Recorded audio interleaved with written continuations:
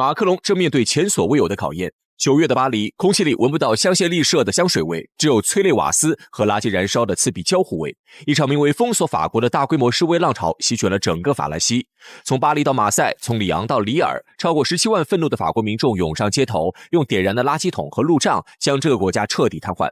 超100所高中被迫停课，卢浮宫和奥赛博物馆关门谢客，数百人被捕。巴黎市中心的一家餐厅也在大火中化为灰烬。这已经不是我们熟悉的那个浪漫优雅的法国了，这更像是一场暴风雨的前夜。而点燃这滔天怒火的，正是爱丽舍宫里的那位改革总统马克龙。就在几天前的9月8号，他任命的总理贝鲁在国民议会发起了一场自杀式的信任投票，结果毫无悬念的惨败，贝鲁不得不辞去总理职务，其政府也应声垮台。而这是马克龙2022年连任以来倒下的第4位总理，平均1年都撑不到。那贝鲁到底干了啥呢？他整了个政治豪赌，赌的是一份削减438亿欧元财政支出的预算案。这份方案动了几乎所有法国人的奶酪，结果呢，他不仅输掉了自己的总理宝座，也把马克龙最后一点政治威望烧得一干二净。于是就有了街头在燃烧，议会在瘫痪，整个国家陷入巨大政治僵局的美丽法兰西。那个曾被誉为现代拿破仑的年轻总统，如今却像个被困在镀金笼子里的国王，眼睁睁看着自己的王国分崩离析。那么问题来了，法兰西这个近代西方文明的摇篮是如何一步步走到今天这个政府垮台、民意崩塌的悬崖边缘的？这一切的根源要从一个被法国人封为圭臬，如今却变成诅咒的黄金时代说起。二战结束后，满目疮痍的法国迎来了一个奇迹般的时代。从1945年到1975年，法国经济以年均 5% 的速度疯狂增长，史称辉煌30年。那30年，法国就像开了挂一样，迅速完成了国家重建和工业现代化，一举迈入发达国家行列。这种奇迹是怎么发生的？真的是法国人天赋异禀吗？当然不是。把那些光鲜亮丽的神话外衣扒下来，我们就能发现，这30年背后有3台印钞机在疯狂工作。第一台是战后重建的巨大需求和马歇尔计划的外部书写，这相当于天上掉馅饼，是历史给的一次性红利。第二台是科技进步带来的生产力暴涨，这个全世界都有份，法国只是搭上了顺风车。而第3台也是最关键、最见不得光的一台，叫做法兰西非洲。很多人不知道，法国的战后繁荣在很大程度上是建立在对非洲前殖民地持续的经济剥削之上的。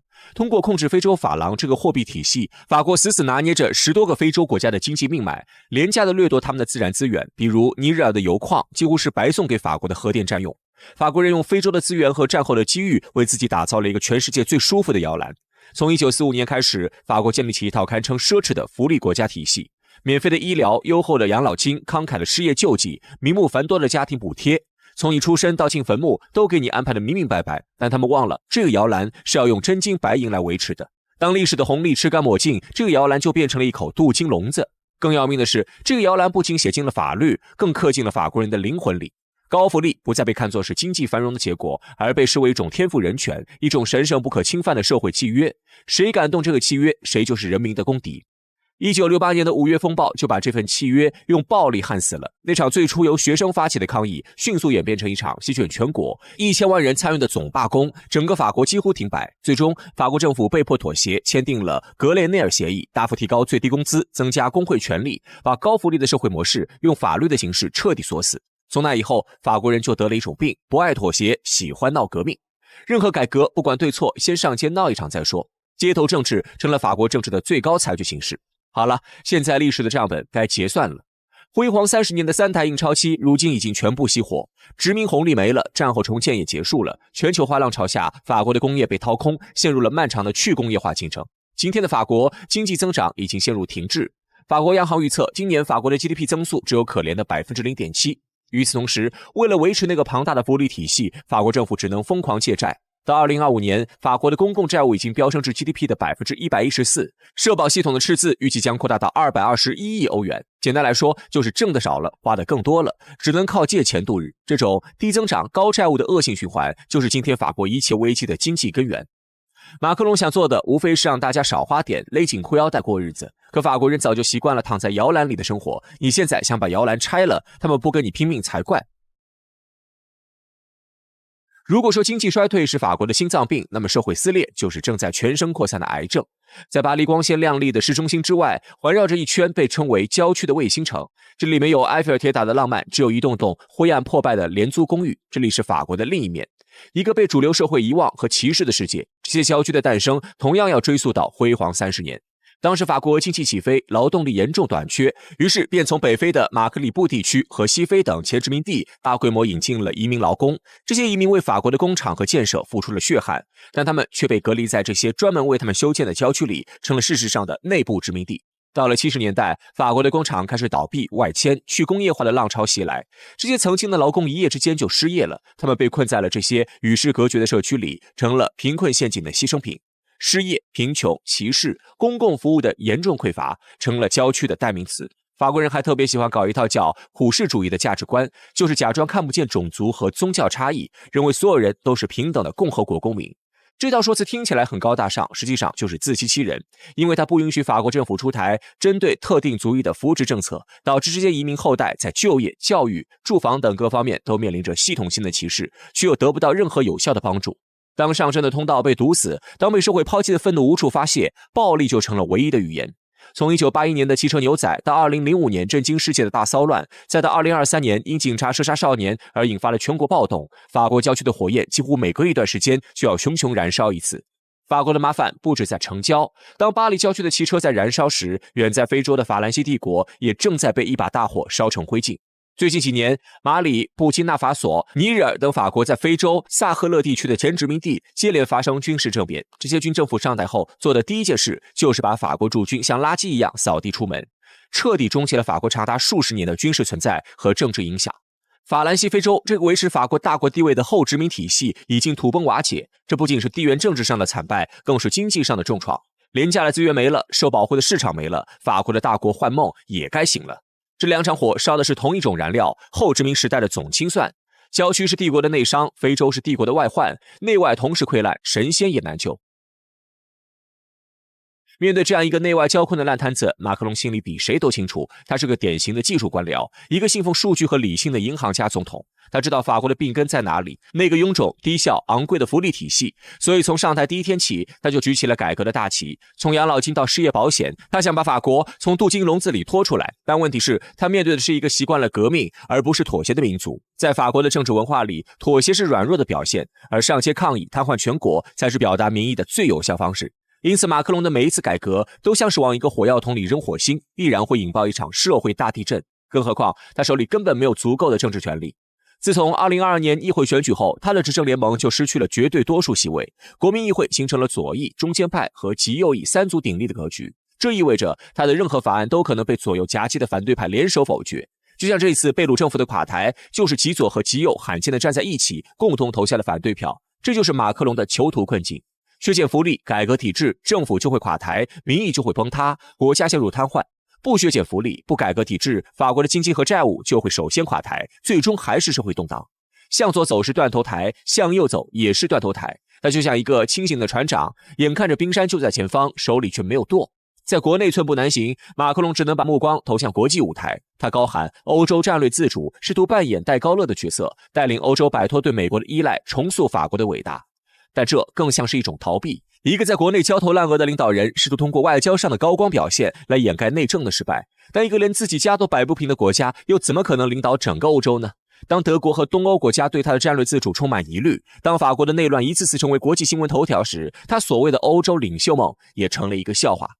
法兰西今天的危机不是某个总统的失败，也不是某个政党的无能，而是一段历史的终结。它是辉煌30年种下的因，在今天结出的果。一个建立在不可持续的经济模式和后殖民体系之上的社会契约，当它的根基被掏空时，上层建筑的崩塌只是时间问题。高卢雄鸡的黄昏，预示的可能不仅仅是一个国家的衰落，而是整个旧大陆高福利、后工业、后殖民模式的黄昏。今天发生在法国的一切，明天可能就会在欧洲其他国家上演。当凯旋门下的火焰映照着卢浮宫的剪影，人们不禁要问，那个曾经用启蒙思想照亮了整个世界的法兰西，如今还能找到照亮自己前路的光芒吗？其实历史早把答案摆出来了，别再纠结不改革就动荡的死胡同，要想有路走，就得先砸了福利永远不变的幻想，就得直面社会已经裂开的口子，真真切切去改。但遗憾的是，对于此刻的法国，留给这位银行家总统拆解债务、缝合社会、走出困境的时间真的不多了。特权制度，一场以精疲力尽为终点的狂欢，直至把苏联彻底拖入坟墓。戈尔巴乔夫曾一针见血地形容，他就像插在苏联巨人脚踝上的金匕首。苏联这个曾以平等为旗帜的联盟，最终却被自身孕育出的特权制度彻底吞噬。1918年的某天，苏联粮食人民委员会委员曲鲁巴在向列宁做报告的时候，竟然饿晕了。一个管粮食的官员居然能饿晕，这让列宁十分担心基层官员的身体状况。于是他决定为鞠躬尽瘁的官员干部们设置一个疗养食堂，确保他们至少能吃上一顿饱饭。这个制度无可厚非，但谁都没有想到，它最终会演变成吞噬这个国家的巨大黑洞。一开始，疗养食堂提供的只是黑面包、土豆泥等食物，和普通群众吃的只有数量上的差别。但后来，随着新经济政策的出台，苏联的经济得到了提振，疗养食堂中竟出现了鱼子酱、进口红酒的名贵食品，其作用也从吃饱转向了吃好。而这仅仅是苏联特权体系浮出水面的冰山一角。列宁时代，布尔什维克仍然保持着初心，干部工资和工人差不多，甚至低于一些熟练工人。列宁还亲自规定，党员领导干部没有权利领取特殊个人薪金、奖金以及额外的报酬，力求实现干部和群众的平等。但在他去世之后，一切开始失控。新上任的斯大林建立起了干部名册制度。干部名册共有3级，从上到下涵盖了约2万个关键岗位干部，而他们的任免权全部都由苏共中央直接掌握。这是一道高度集权的干部任命与特权分配制度，其本质就是通过控制人事任免权实现政治垄断。都说吏部是6部中最牛的部门，事实的确如此。从干部名册制度开始，苏联的干部任命就逐渐变味了。一个人能否当上领导干部，看的不是个人的思想觉悟和工作能力，而是能否被他的领导所重用，也就是为上不为实。甚至可以说，考核标准直接变成了是否对斯大林绝对忠诚。如此一来，也就产生了严重的个人崇拜。当然，只要是绝对忠诚，福利自然也是大大的。别的不说，斯大林上台以后就废除了列宁奉行的巴黎公社原则，开始大幅度提高工资。1923年，干部除了正式工资外，还可以领取一笔额外补贴，最高可达工资的2倍。中央委员年薪约6000卢布，是当时普通工人的60倍。除了工资外，特权商店、特殊医疗服务、住房、用车也都成为了福利，都是他们忠诚的回报。就这样，斯大林利用这种制度塑造了一个高度集权乃至高度听命于他个人的官僚体系。在当时，官僚们只有2种选择，要么乖乖享受丰厚的特权，保持对斯大林的绝对忠诚，要么就等着被清洗掉，没有第3条路。斯大林之后是赫鲁晓夫时代，赫鲁晓夫是一个全盘否认斯大林的领导人，对斯大林的这套特权制度自然也是看不顺眼，转而推出了官员轮换制度。1961年苏共22大规定，中央委员每次改选必须更换1/4，地方委员更换1/3。这项改革短暂地削弱了特权，可是对既得利益集团来说却是一次严重的挑战。于是赫鲁晓夫遭到了强烈反对，最终被赶了下来。之后既得利益集团换上了一个最保守的人上台，勃列日涅夫。而勃列日涅夫一上台就立刻推倒了赫鲁晓夫的官员轮换制度，恢复官员终身制。在勋宗时代，官员平均任期长达12年，这就导致苏联开始出现老人政治。而更要命的是，勃列日涅夫继续扩大了特权阶级的规模。到1980年代，特权阶层人数高达50万，他们自成系统，生活奢靡，互相庇护，甚至将特权代代相传。而勃列日涅夫本人就是那个最大的特权阶级，他收藏豪车，坐拥私人别墅群，狩猎场，还享受着全世界最顶级的医疗团队全天候服务。除此之外，他还对勋章极为狂热。苏联只有2个人4次获得过苏联英雄勋章，一位是战功赫赫的朱可夫元帅，另一位就是勃列日涅夫。值得一提的是，勃列日涅夫对其他特权阶级也是极其纵容的，这也是他能够长期执政的原因。我们能够看到，他哪怕半身不遂，说2句话就要咂巴一下嘴，老迈昏聩到极致，都能稳坐苏共总书记的职位。毕竟有他在一天，特权阶级就安心一天。说了这么多特权阶级诞生的背景，可能各位还是不够了解特权阶级究竟有哪些特权。下面林师傅就带大家看看特权阶级那些令人啧舌的福利。首先，最典型的就是特供商店。在莫斯科的一些隐蔽角落有许多小白化商店，这个名字取得倒是很雅致，但推开门就会发现这是另一个世界，里面充斥着又丰富又便宜的商品，包括法国红酒、瑞士巧克力、意大利皮鞋等市面上买不到的商品。这些商品的价格还极其低廉，只有普通商店商品的1/22。不过特权阶级也分了3级，最高级的特权商店甚至就建在克里姆林宫地下，只有政治局委员可以购买。要知道，列宁也埋在克里姆林宫地下，这真是巨大的讽刺。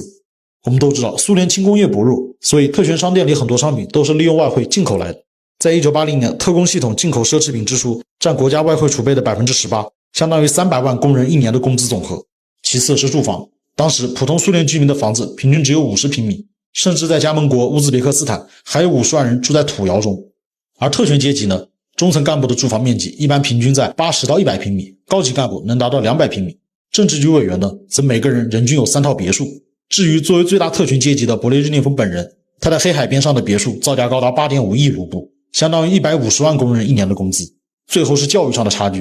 1963年，新西伯利亚州农民子女大学录取率仅为 10%， 而特权阶级子女升学率却超过了 90%。农村学生即使成绩优异，也常因政审不合格被重点大学拒之门外。1975年，莫斯科大学经济系中 76% 的新生来自特权家庭。到了1980年代，苏联派往西方国家的留学生中